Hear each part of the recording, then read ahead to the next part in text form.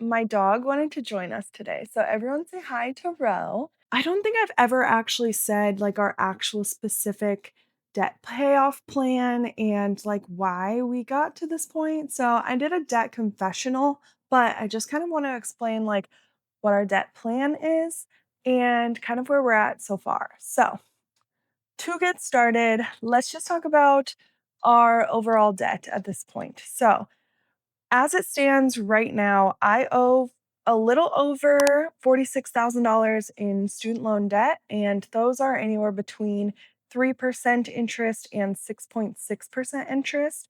So, my largest loan for my student loans is around $15,000 right now, and that one is 6.6% interest. Then my next one is somewhere around like 5,000 and that is 6%. So because of these being over 5%, I want to make sure that we are tackling them as fast as possible. And then at that point, once I've tackled 20,000 of the 47, I figure let's just keep it going and just get rid of them. And then my car loan as it stands right now is around $50,000. So I know some of you are going to freak out about that. I have gotten comments before where it's like, "You're stupid, sell the car, get rid of it." That would be great and dandy if for 2 things. 1, I enjoy the car and I'm okay with paying for it because of the interest rate being under 5% and we're able to afford it and pay it off. Do I ever want to get into another car in the future for this much? No. Like, I would rather just pay for cars outright in cash. Um, and that's just a lesson that I'm learning here. So let me scoot over. So that is just a lesson that I'm learning as I go on. It's kind of one of those things where I'm like, I regret the amount that the car is, but at this point, I'm probably upside down on it, to be honest with you. You can call me stupid all you want, but um I still enjoy the car. The plan is to pay it off and keep it. And so that's why I'm just kind of like I don't see the point in selling it to be upside down on it to get something cheaper when I want to keep this one for years after I pay it off. So we're just kind of making it work for right now. Obviously, we can afford it, and it's like we're still able to put an extra $2,000 on my student loans every month, so, it's fine, and then we'll roll that extra payments into the car loan once the student loans are paid off. I just know that that's like it's a touchy subject, like, car loans are definitely a touchy subject, and like I said, I don't want to get into a car loan ever again after this. I wanna just pay cash for any sort of car that I get into in the future, um, but I've learned my lesson with this one, and I'm just gonna kinda make do until we have it paid off. With that being said, the ultimate plan is that we have the student loans paid off by next year and then hopefully have the car paid off the year following that. So here is what we are looking at. Right now, I've talked about it before, but we have our other house it was up for sale. We accepted an offer. We close on that. Closing should go through on this coming Wednesday.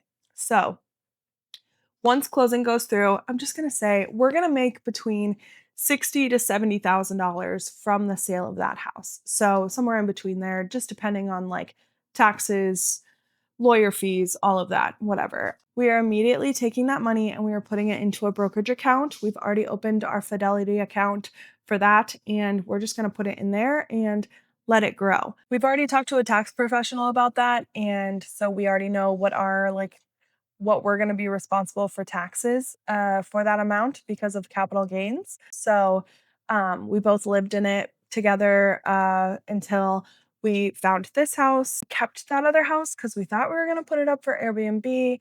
I ended up getting pregnant. It just didn't work out for us. So we had 2.5 months of expenses saved up. Once that house is sold, that will move up to 3 months of expenses. So that is in like a separate emergency savings account. And then my husband has some other savings that he has worked on separately. I've got a little bit of savings that I've worked on separately. And then we have a joint savings account. We have 100 accounts, I swear. We have a joint savings account, and that one is right now it's sitting around 7,000. So collectively, our decision is that we are going to take the money that we get, so the 60 to 70,000 that we get from the sale of the house, we are going to do just 60 of it into a brokerage account with Fidelity, like I said, and then whatever remainder with that combined with some of our savings, we are going to take $10,000 and put that onto the student loans. That is going to help to accelerate paying off that $15,000 6.6% loan, just so that we can try to get rid of that one as fast as possible. But then the plan would be is that every single month after this, we are going to use what would have been that house payment and just put that towards the student loans, along with cushioning that payment every month with whatever extra money we can put towards it. So should be around 200, or I'm sorry, 2,000 to 2,500 every month that we can put towards it. Right now, like I said, it's sitting around 46,000. To be specific, I think it's like 46,000 and 200 or 300. Um, so once we pay that $10,000, that will bring us down to 36,000. Struggling here. And then if we, let's say low end, we're paying 2,000 a month towards the student loans, that is going to bring us down to that will be 24,000 in the year that we could pay. So that will take the 36,000 minus 24,000. That will leave us with 12,000 left. I use it's a child care credit through my work. So I get tax-free money basically. So the way that I kind of look at it is it's pretty much just like a savings that you can then pull from once you show that you are paying for childcare. So, and it's a tax-free savings. So I save because of doing that. I do the max amount, which is 5,000 a year, and it ends up saving us like $800 in taxes for the year. So that's really nice. So that will come through in December. So I'll pay that $5,000 to it as well. So that'll take it from, like I said, 36,000 after paying the 10,000. Then if you subtract 2,000 every month for a year, that is subtracting 24,000, which brings you down to the 12,000. Then if you subtract the 5,000 from that, that is 7,000. And then we will put oh, it just kinda depends. We can usually spare, like, 3,000 or so out of our own personal savings to put towards it, or what we get back in taxes or whatnot. So, by next June, that would then put us at $4,000 left to pay off on it, and keep in mind, this is in these terms that I'm talking right now, we're not even talking like what I'm gonna have in interest. So it could even be up to like 5,000, if not more. I think I had another amount in there. Oh, I'll ask for money.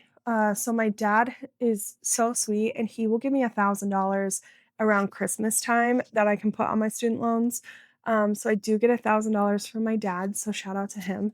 And that way I can put that towards it too. Um, that means that if I want to have them paid off by next June, I just got to find like a side hustle or something that I can kind of pay off the rest of that with.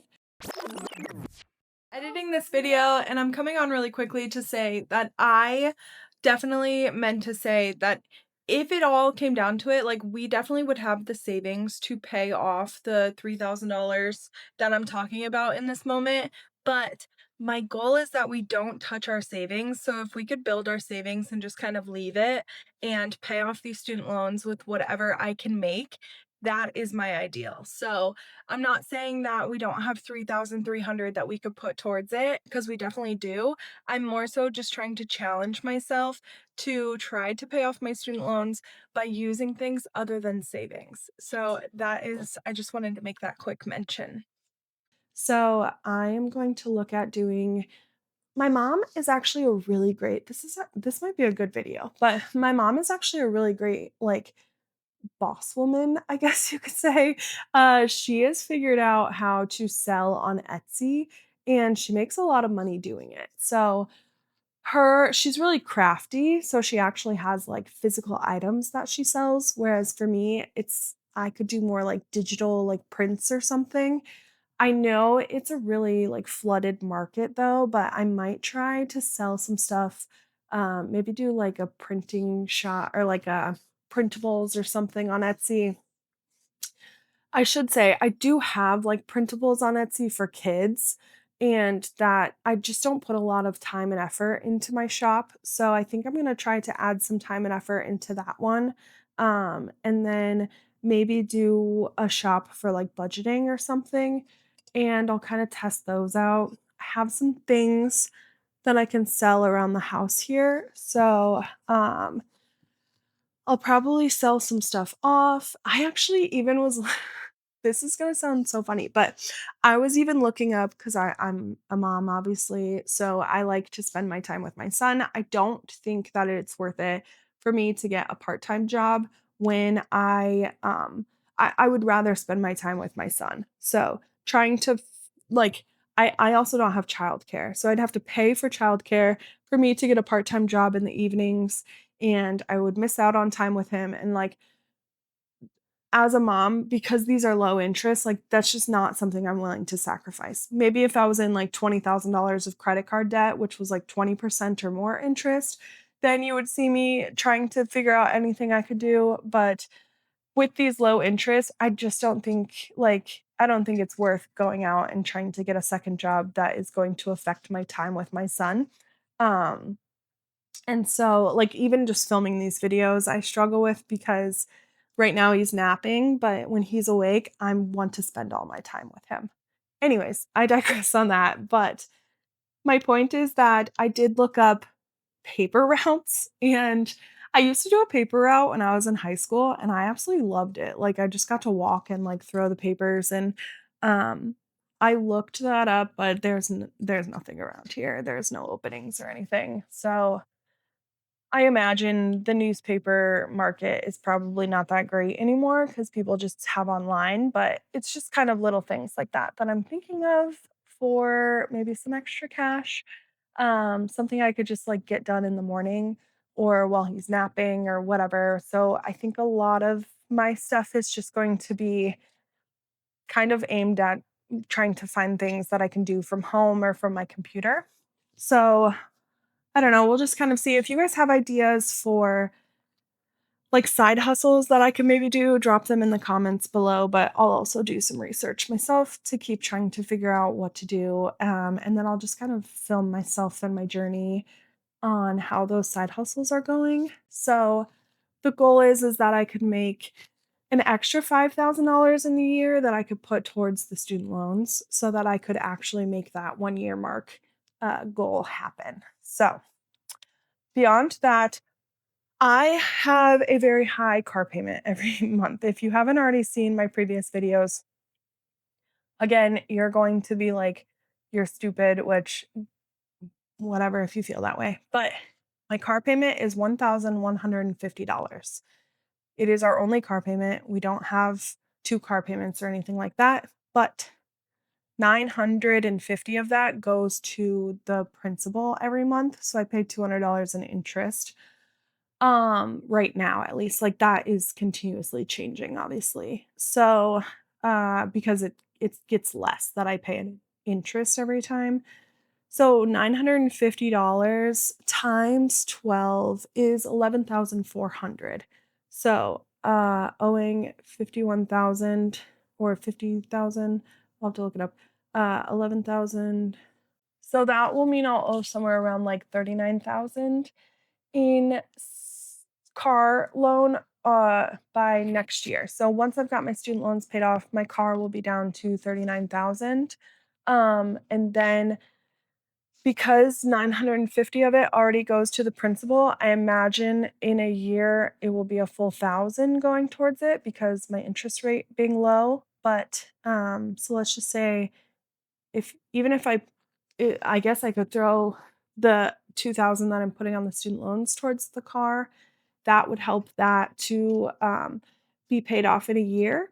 The other option too is that because it's under 5% interest, it actually might be in my best option to start investing into the market on like increasing my retirement or and doing some savings for a down payment on another house eventually down the road, not anytime soon.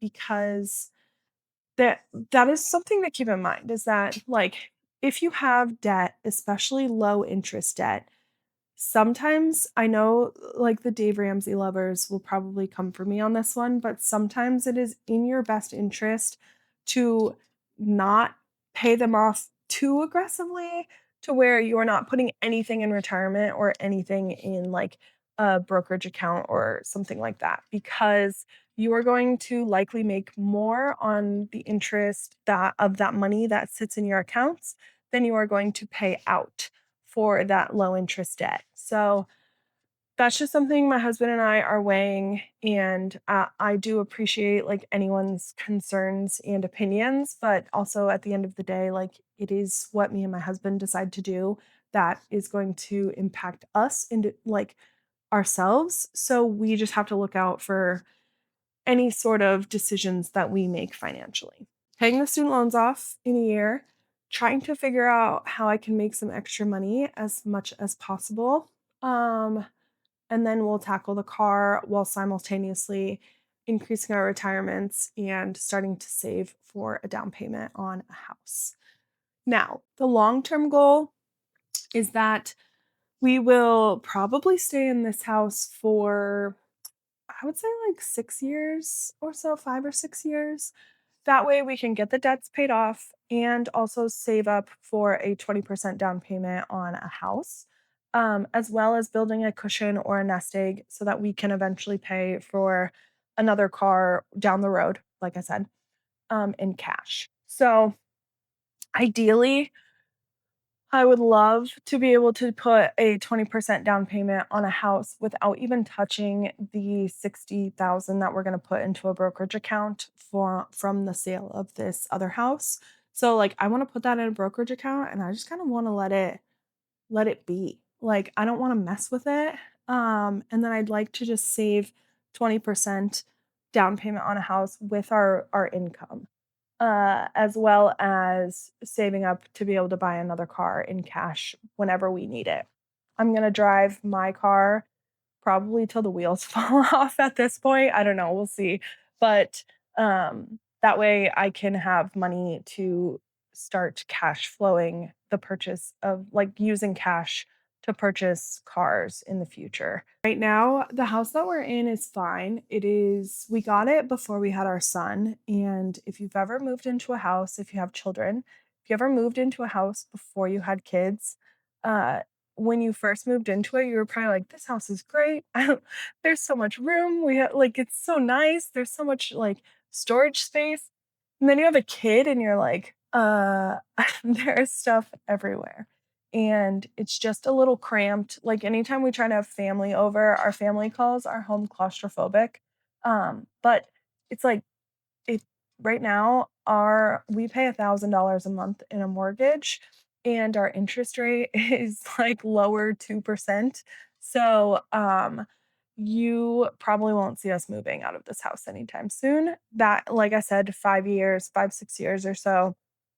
That way, it's just gonna help us build wealth by staying in here, and it's okay to live in a house that's, like, smaller. But the goal is for that is that we are going to, I need to do some things to make this house more enjoyable to live in, if that makes sense. It's, like, aesthetically, it's fine. I mean, I could probably paint, but, like, I'm kinda one of those person where I weigh my options of, like, the paint that it has is fine, and I'll probably paint closer to the time of us, like, eventually selling it so that it's fresher and not doing it now because I can deal with what color the paint is right now. I need to sell stuff off. Like, we have just kind of crammed ourselves in here with a lot, and especially because we are debating on if we want to have a second child or not. That is, like, the most, like, it is, like, our most hemmed and hawed about question is if we want to have a second child, just because I don't know, we're just struggling with it. Both me and my husband, like, equally. We're both just like, I don't know, like, yeah, maybe not. Like, I think financially, the answer would be absolutely not to have a second one, but, um, but it's more than just financial. Like, having a child, you can't make a decision to have a child based on finances. Like, you can and you can't, if that makes sense. And so we are just trying to make sure that we make the right decision. And so while we're waiting on that, everything that our son is like growing out of or toys he's no longer using, we're like just packaging them away and putting them in totes downstairs. But I'm getting to the point where he's 3 and I'm like, we now have 3 years worth of stuff sitting in totes downstairs and we need to figure out what we're doing. Like I could probably manage to keep all the clothes in that, but I would say all of the toys, we probably need to just have a yard sale and just get rid of them because, um, it's just kind of difficult to have a smaller house and try to keep all of these items when you're not sure if you're gonna have another child. So, that that's the plan with that, is that I'll probably sell off a lot of that, and, that way it will just I don't know, it'll put some money in our pockets, and then it will kind of well, sure, we'll have to buy toys again in the long run, like, if we decide to have another child, but we, maybe we'll just be in a better place after that. So, I think the biggest thing and I know you can't use finances as a way to, like, say whether or not you wanna have a child. I mean, you can, like I said, but the biggest thing is that we pay almost $1,800 a month in childcare, and trying to do that with 2 children, or, like it's so hard to look past, like, how much 1,800 a month could get for us if we just didn't have a second child. Like, we could save that, put that towards a house, put that towards experiences, go on vacation every year. I just don't know how what it would look like if we decided to have a second child and put them through, obviously, that daycare and whatnot. Um, I don't know. I just don't know if we could live the life that we can envision living with our son now if we had a second. I don't know. I'm gonna feel awful if one day I have a second and I look back on this and I'm like him and hawing. So anyways, so long-term plan is so I do need to go through and I need to sell off a lot of stuff and make this house a little bit less cluttered so that we can just get through living here until we have 20% down to put on a house. So hopefully it will come quicker than later, but that is the plan as of right now. And overall, that is my full debt payoff plan. Um, that's pretty much all I've got for you guys today. I thank you so much for being here. Thank you for everyone who has been commenting on my other videos and kind of engaging with me. And thank you for those that are subscribing. I know I have 100 of you now, so that is crazy to me because imagine hi. Because imagine being in a room of 100 people and, like, talking to them and telling them about your financial situation. That's kind of the perspective that I look at this. And so I've given presentations through my work before to people, to groups of 100, and it's a lot of people to look at. So, thank you so much for supporting me, for being here for this journey, whether you are here hoping that I can get through it or here thinking that you're going to watch my detriment or I don't know, who knows. But I really appreciate you guys, and I will see you in my next video.